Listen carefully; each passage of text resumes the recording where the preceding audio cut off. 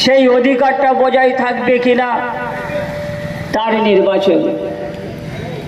আমরা ভারতবর্ষের বহু রাষ্ট্রপ্রধানকে দেখেছি, এই ভারতবর্ষের প্রধানমন্ত্রী হয়েছিলেন।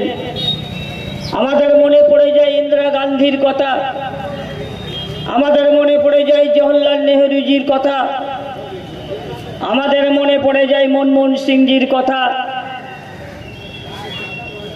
উগ্র সাম্প্রদায়িক বিজেপির দল হলো, নো ডাউট ভালো লোক ছিল অটল বিহারী বাজপেয়ীর কথা।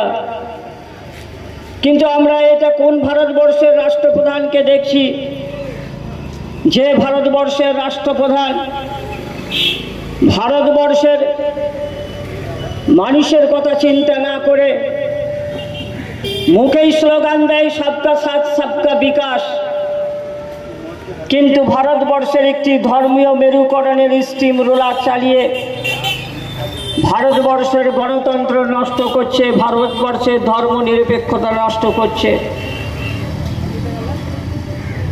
আপনারা বলুন তো বন্ধু, 2014 সালে এই নরেন্দ্র মোদী তিনি ভোটে বলেছিলেন যে গুজরাট মডেল হবে। ভারতবর্ষের মানুষ 2014 সালে নরেন্দ্র মোদীকে তারা ভারতবর্ষের প্রধানমন্ত্রী করলেন।